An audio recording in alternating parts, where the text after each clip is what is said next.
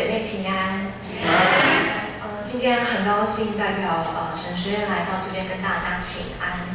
那我不是道授的老师，我是灵性咨商的老师，所以每次在准备分享的时候，我都在想说，怎么样让大家知道神学教育里面灵性咨商为什么会在神学院当中，为什么神学院会看重这个部分？就像昨天前天我们在神学生活体验营的时候，有学生问一个问题，我觉得他问得非常好。他说：“老师，我既爱世界又爱上帝，我该怎么办？”这是一个座谈会，很多老师都在分享这一个问题。我想这刚好跟今天的分享是很有关联的。那我们就在这里先做一个祷告。主，我们感谢你，若不是你的爱，我们毫无能力。也因你拣选了我们，使我们能品尝到你那长阔高深的爱，激动着我们，使我们更渴望走向你。也因着你的爱，使我们成为那一个备用的器皿，让人接触到我们的时候，也看见你就在我们的当中。主，我们感谢你，求你借由今天仆人的口，带领出来那一个重要的讯息，来自于你爱的语言。也求你敞开我们在座弟兄姐妹的心，使他们慷慨地将自己奉献出来，来让你触碰。我们感谢赞美你，祷告祈求是奉主耶稣得胜的名。今天大家很奇怪，想说起应文跟圣经怎么都一样。我不知道大家对这一则经文应该都非常熟悉，特别是我们常常还会唱这一首诗歌《爱的真谛》。爱是恒久忍耐，又有恩慈；爱是不嫉妒；爱是不自夸，不张狂，不做害羞的事，不求自己的益处，不轻易发怒，不计算人的恶，不喜欢不义，只喜欢真理。凡事包容，凡事相信，凡事盼望，凡事忍耐。哥林多书13章4到7节。这首歌就算是未信主的基督徒都会唱，但我不知道当他们唱这首歌的时候，他了不了解那份爱是什么。当我们在谈爱的时候，我们如何去了解这份爱到底是什么？这份爱是来自于从我们人生当中本能的爱，还是那无限的主在我们身上留在我们身上的这份爱？所以当我在特别选择这个经文的时候，我觉得这也是在我去年刚生了我第一个孩子，在这个过程当中，我有在陪伴他育婴家的过程，我有非常深的体会，主的爱跟我们在行动的爱，其实我们真的非常需要信靠他。特别在我在准备这则经文的时候，我不知道大家对于这则经文在听的时候，是不是我们都会想说，这首歌好像就在常常鼓励我们要怎么去对待别人。爱是恒久忍耐，又有恩慈。我们可能会常常对着我们的伴侣说，爱是恒久忍耐，又有恩慈。我们好像也把它当成我们对别人的身上期待得到他们的爱，做在我们的身上，我们也要求自己要做到这一份，才能够叫做我们爱别人。这样讲好像都对，但是好像就缺少什么，是不是大家都会觉得非常的困难？爱的本身就是我们的主。所以当我在细细的去品尝这个经文的时候，我发现这个爱在行动之前，它要我们先了解爱对我们来讲到底是什么。对我们来说到底是什么？它是一个在我们身上，主在我们身上要显现一个什么东西要对我们说。在我们能做出任何事情之前，当我们在做辅导的时候，我们都知道人常常会因着他的过错，因着他的痛苦来到我们的前面，让我们陪伴，让我们希望能够借由这些谈话，能够让他们带来一些改变。但是如果我们带着是一种教导，一开始就开始进入教导，一开始我们就告诉他们你做错了什么，或是要他们不断强求的来承认自己的错，你会发现那个过程其实很难建立关系，很难建立关系。但是回到我们在圣经当中，在创世纪的时候，当亚当夏娃犯了罪，上帝岂不知道他们做的事吗？但他是用什么样的话语开启了对亚当跟夏娃第一句的对话？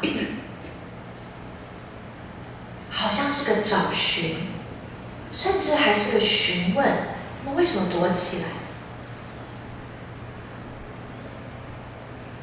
他不是说我知道你们做了什么好事，赶快给我出来。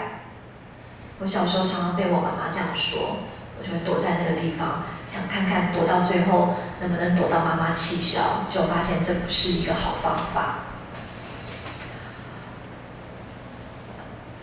所以呢，那份爱让我们先能够走出来，我们才能面对我们生命的问题。主用他的爱来吸引我们，帮助我们来面对我们自己。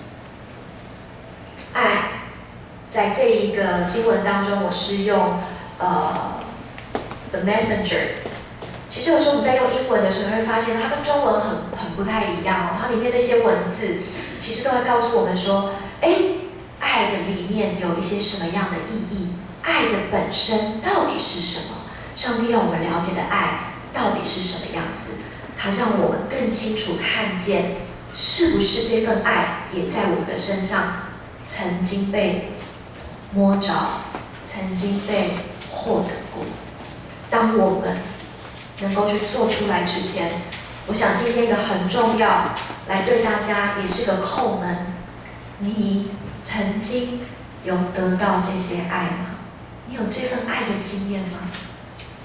你有从上帝而来这份爱的真谛的经验吗？你有体会过爱是恒久忍耐又有恩慈？上帝对你的爱是无止境的包容。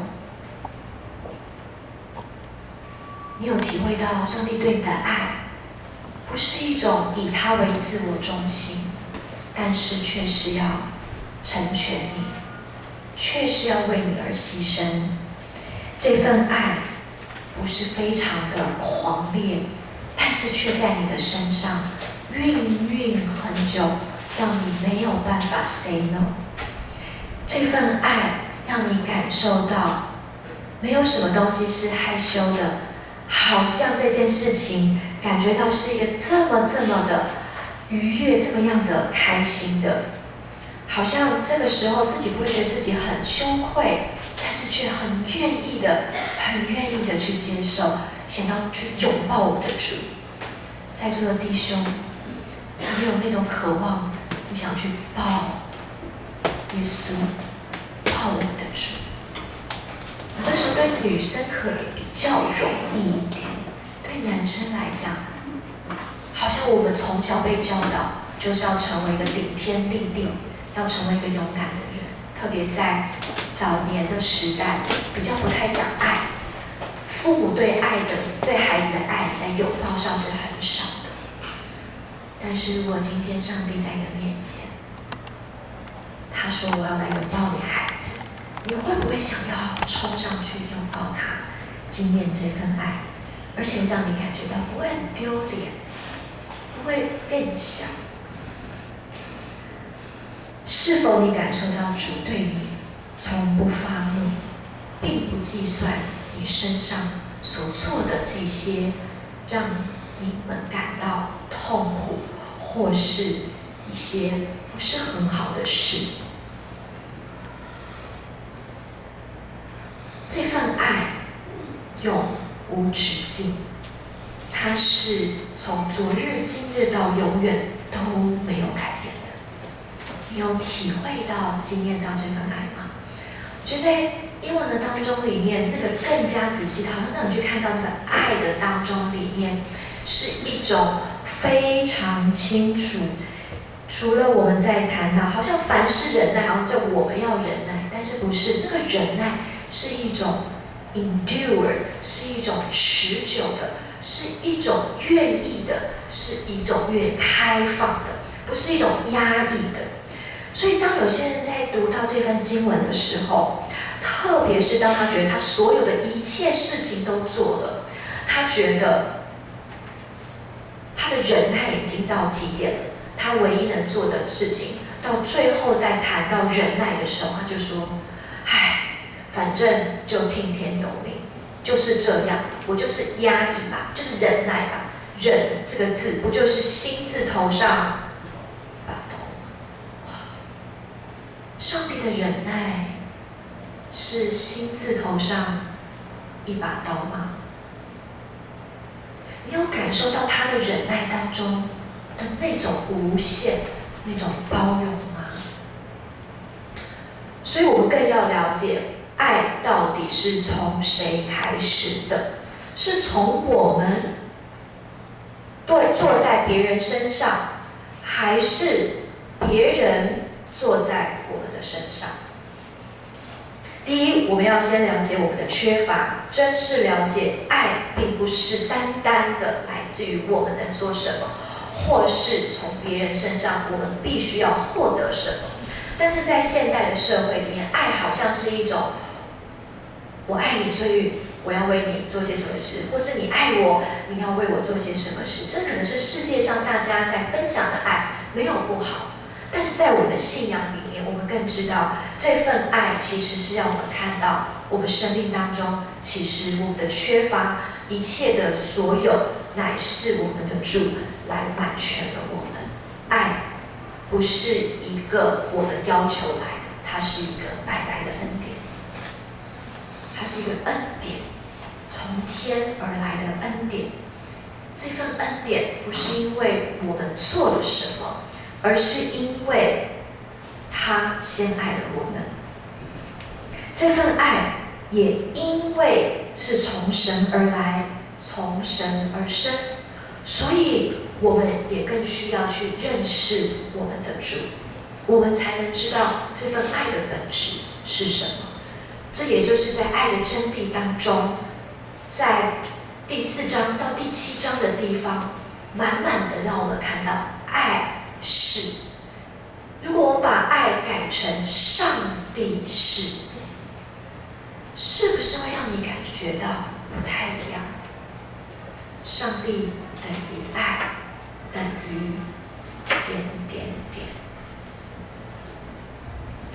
所以当我们有很多的能力给出去，我们有知识的话语，我们有金钱，我们有一切，但若没有了爱心，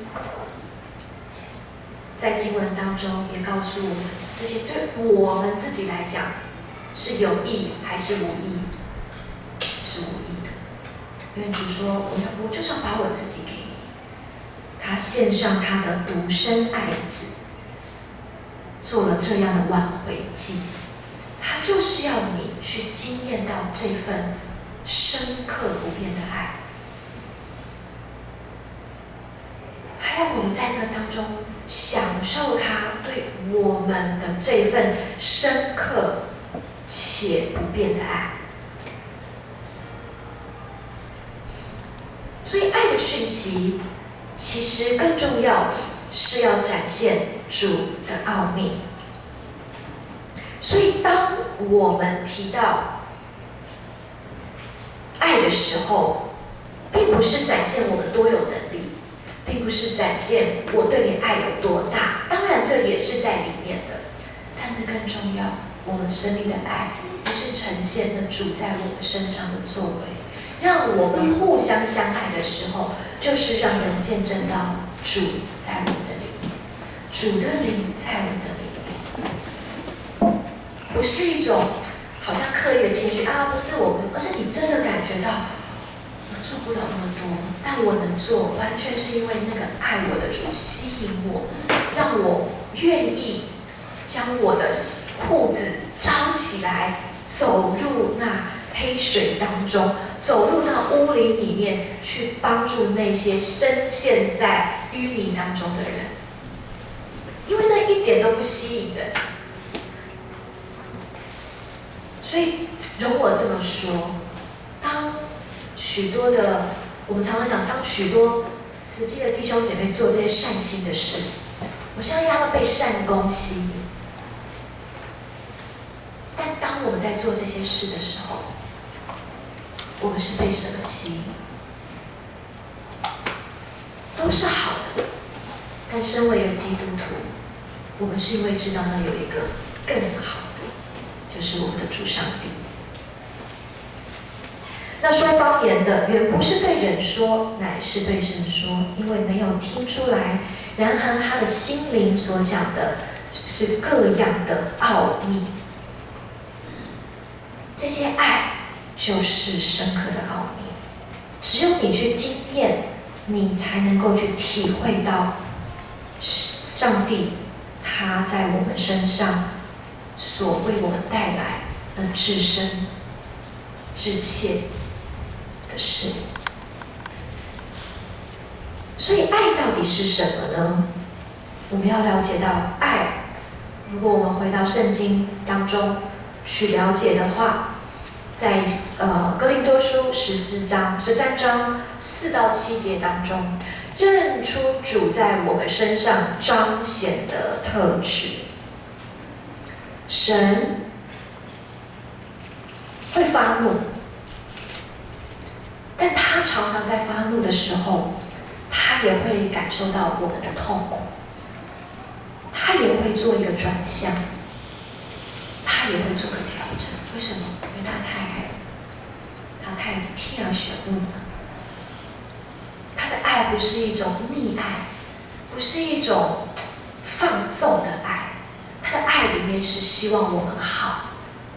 但他当看到我们在痛苦当中的时候，他且不跟我们一样感受到那一种感觉。身为父母的人应该都知道，当孩子流下泪的时候，我们的实心就变肉心。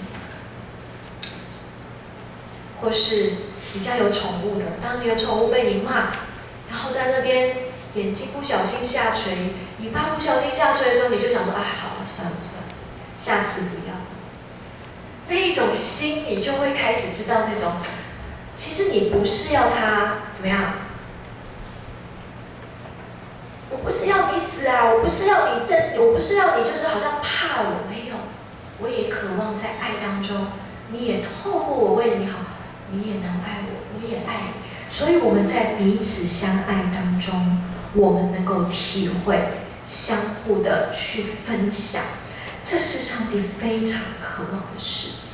是不但他爱我们，我们也以爱回向他，也以爱回向在那个笑似他的人身上，就是我们周边的人。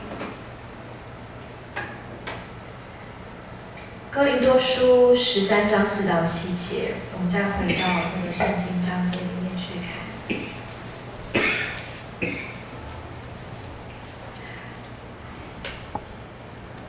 我想我们一起念一下这个好吗？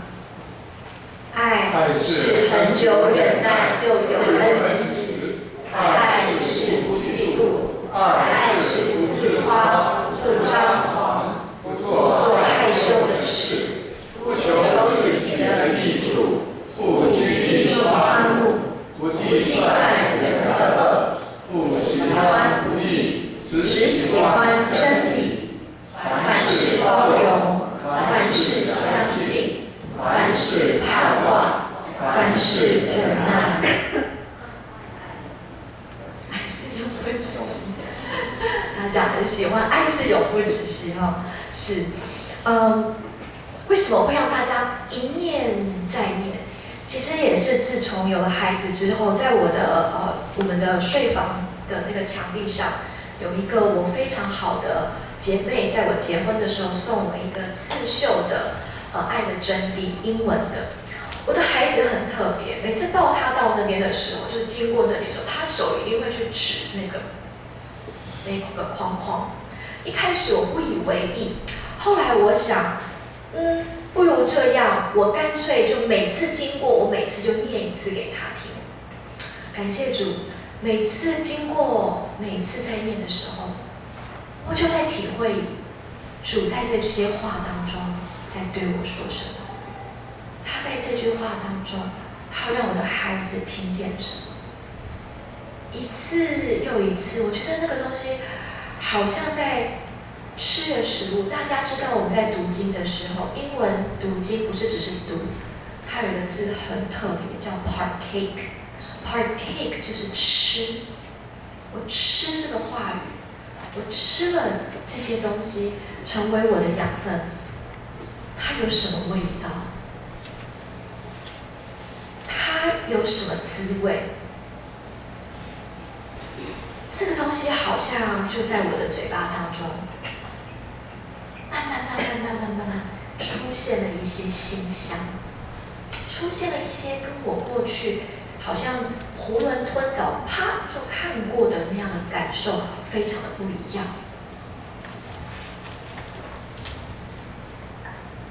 所以当我们每次在阅读的时候，每次在跟孩子读的时候，我都在想，爱是恒久忍耐，又有恩慈。爱是不嫉妒，不自夸。我在想主，我从小很容易会嫉妒，因为我妈妈很爱让我跟别人比较，我总是觉得我不够。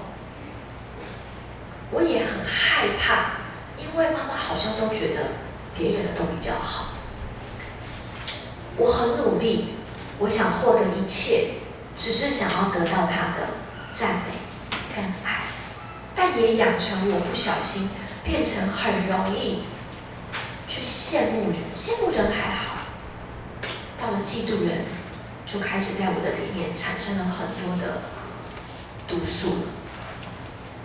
不喜乐，不开心。我的爱是一种很表面的，但我内心里面其实是想说，你都有这些东西了，你还怎样？你看我都没有，我还不是活得好好的？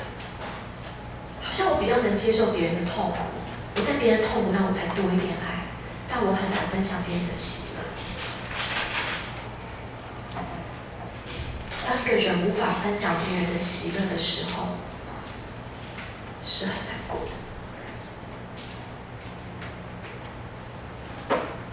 我开始问主，你的不嫉妒是个什么样子？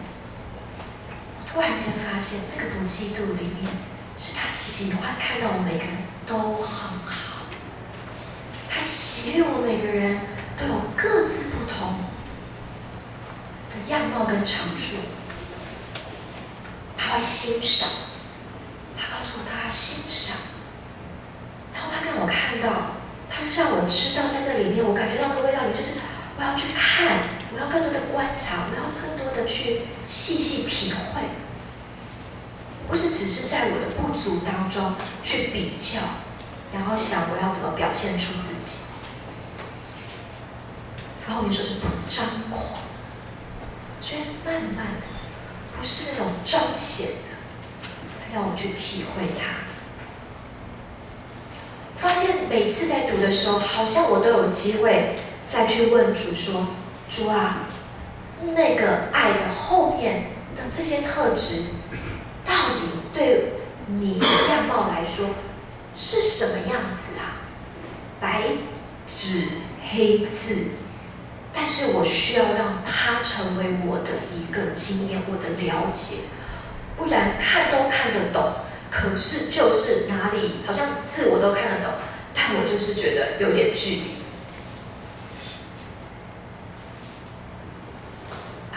轻易发怒。我记得有一次读完这段的时候，那天特别看到小孩子，我买了一杯咖啡，我好高兴哦！我买了一个 7-Eleven 那个有气泡的咖啡，我那天真的很开心。然后就放在我们家的客厅的桌子上。放上去之后，我们家女儿因为还没满1岁嘛，爬，现在终于会站起来了。然后到那个地方，在很不疾掩耳的之下，她就把那个咖啡给满倒了。马上我的火就来了，哇，一整杯满满的哦！我今天给我自己一点小小的小确幸，结果竟然在我非常愤怒的时候，我发现他好开心的在玩那个地上的咖啡。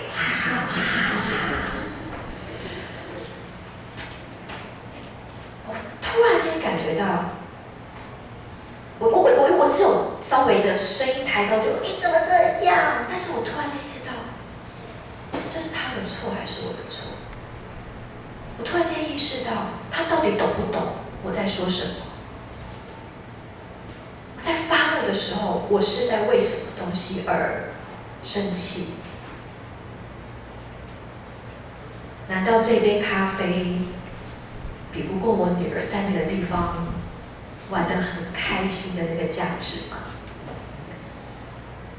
后来我也意识到，这个孩子其实他不懂，因为他不能理解放在桌子上的东西不能动，但是懂的人是我们这些大人，该让他树立知道什么东西可以，应该是我把一个安全的环境把他给树立出来，这才是我爱他，而不是对他发脾气。发脾气是因为我觉得我的一点小确幸被你给 ruin 了，被你给弄掉了。但后来我发现他的开心却让我有一个转变，所以在那个当下，我马上就把桌面一些我觉得可能会带来一些不方便的东西放到比较高的地方，然后就让他其实可以自由的，因为他还没有办法完全听得懂，不轻易发怒。到底这个发怒是什么？是随着我的情绪起舞，还是我真的在讲述一个真理，我在讲述一个真正的要他学习的一些道理？他得到的是一个安全的，还是一个很喜欢对他发脾气的母亲？只要让妈妈不高兴，妈妈就很容易生气。所以在许多的经文里面，我们认识了主在我们身上彰显的特质，可以从爱的真理里反复的去阅读里面去看见那个爱的特性跟本质。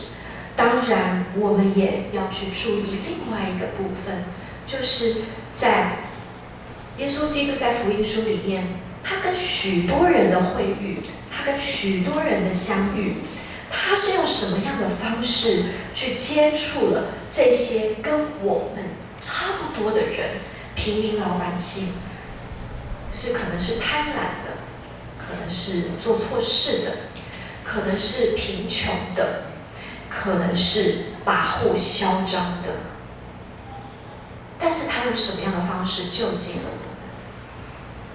他用什么样的方式叫了撒该的名字？你想想看，当我们见到撒该这个税吏的时候，我们会喜欢他吗？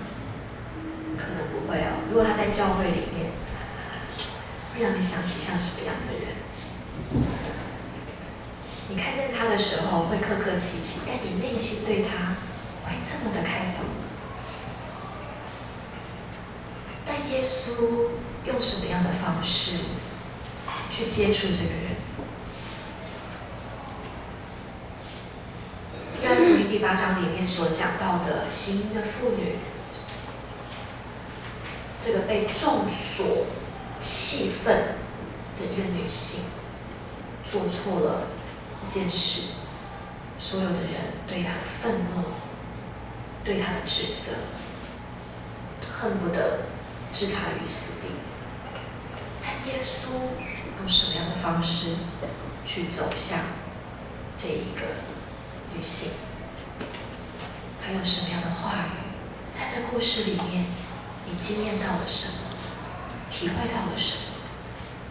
我们是不是也是那撒该？我们是不是也是那行淫的妇女？你有体会到自己被如此的接近，让耶稣基督这么样的接近我们，这么样的呼唤我们吗？或许在这个福音书当中，有的时候我们读完经，细细的品味，主，在这个福音书里面，我在哪里？你在哪里？你要对我说什么？你是怎么对这些人说话的？我为什么不能对这些人去走近？我有什么东西阻碍了，让我无法去爱？但因为你是爱，你却可以帮助我们，所以让我们能够去更开放的，让这样的爱的对话能够成为一个我们跟神之间的一种交流。在圣经当中，除了解释圣经，我们也学着在这个里面去细细的体会，因为那个每句话都是真实的，它跟我们都有切身的关系。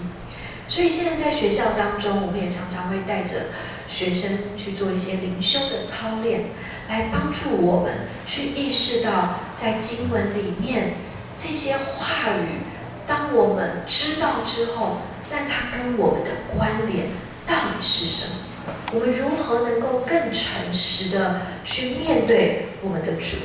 哥林多书13章第12节，他说：“我们如今仿佛对着镜子观看，模糊不清。到那时就要面对面了。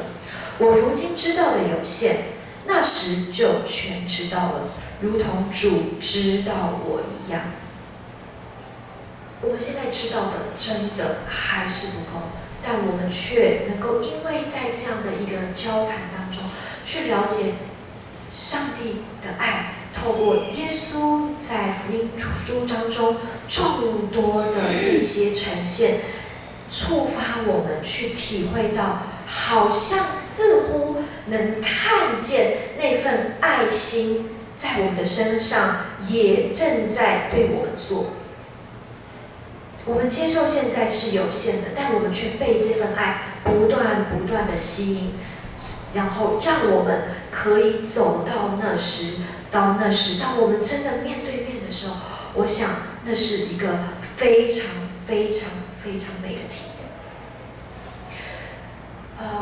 最后有个分享，然后我想让大家来同样的做一个像这样的一个祈祷。在这个分享当中，其实也是透过在带孩子的经验里面，我认为一个母亲，当她的孩子出生的时候，那份爱是很大的。这份爱的大，让我会理解到，原来有一句话“为母则强”。但是呢，也因为为母则强，让我感受到有很大的压力，因为什么东西我都要自己来，我就要自己做，什么都要最好的。当有一天我的孩子突然间从他的床上爬起来，看着我，然后把手抬起来，我知道他很想要我来抱抱他，我很高兴的把他抱起来，抱在我的身上。但就在我的身上的时候，我突然间感受到一阵的心酸。我想说，主，怎么会有这份心酸而来？我的孩子这么可爱，我好愉快，我觉得我好强大，我可以为他做好多事。他里面就有个心酸，所以后来，当我把孩子放下，我安静的去体会这份心酸。我突然间有个意识，好像在祈祷当中，我于是感受到，我就像我的孩子一样，非常的渺小。我也渴望我的主能像我一样把我抱起来。我突然间体会到那段日子的疲惫跟累。原来主想要来安慰我，但是我觉得我要自己来，我可以的，好像也真的可以，但我却忽略了我自己其实是有限的。所以当我在祈祷当中，我说主，我要你的抱，我要你像我抱着孩子的那样一样，把我怀抱在怀里。我流泪流了很久，因为我终于感受到那天那个每天夜里没办法睡觉，白天要工作的那份难过，那个不是难过，是我自己累了，但我并没有意识到，但却在那份怀抱当中，我感受到我很安心，而且我顿时体会到够了，足够了就好了。我好像没有那种一定要怎么样，一定要怎么样，一定要怎么样那样的一种要求。主就在那个当中，也让我看到都为美好。就里面有个很大的满足，在爱里的满足是没有缺陷的，是没有平凡的，是没有恐惧的。当我用我自己的爱在对主，在对我的孩子，对我的生活，我发现常常会有很多的恐惧。我到底做得好不好？我做得够不够？会不会还有什么样的问题？我总在非常多的担忧当中，但是就在那个祷告里面，我卸下了那份重担。我感觉到主的很久忍耐，又有恩慈。他终于等到我自己那个里面的那种，爸爸，你可以抱我吗？爸爸，你可以抱住我吗？让我们一起来做一个祈祷。亲爱的主，求你帮助我们今天都能来体会到你的爱。求你光照我们，帮助我们在你爱的本质当中认识你。认识你是那恒久忍耐又有恩慈。认识我的主是个不嫉妒、不自夸、不张狂、不做害羞的事。我们的主不求自己的益处，不轻易发怒。他不计算我们的恶，但他不喜欢不义，只喜欢真理。他凡事都包容，都相信。他带着盼望，也带着忍耐。哪一个特别的让我们感到吸引？哪一句话让我们感到特别的触动？发现到我们对那份爱的本质有一份渴求，要不要让我们也来对主说一说？求我们的主来帮助我们更深的认识他，也更深的经验到这个爱的真实跟我们的关联。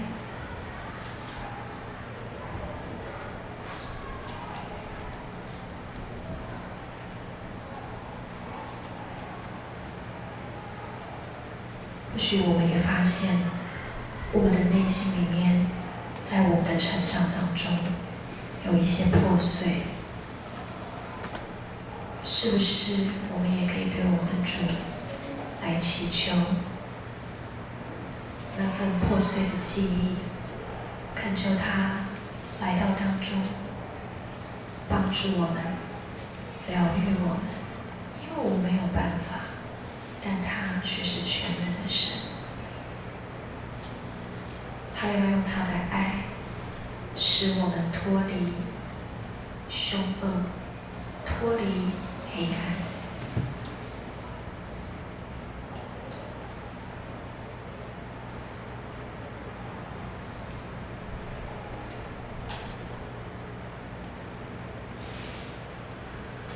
也让我们继续的在爱当中，求主先满全我们，先帮助我们意识到这份邀请。今天主在哪一件事情上对你提出一份邀请？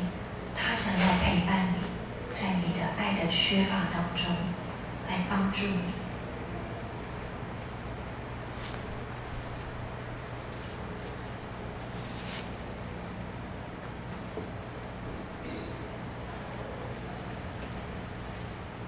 就让这一份帮助也成为明天在生活当中你可以注意到的地方，转变你的一个行动，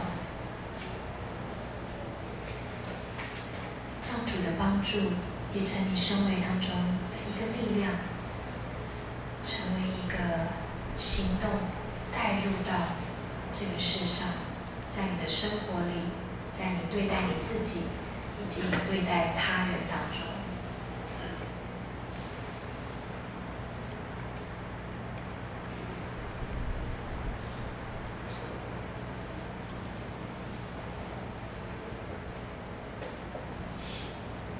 最后，让我们一起用我们习惯语言的主导文来为这个祈祷做一个结束。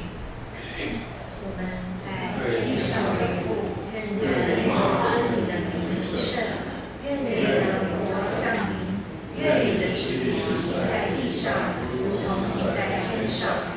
我们的日用饮食，今日赐给我们，免我们的债，如同我们免了人的债，不叫我们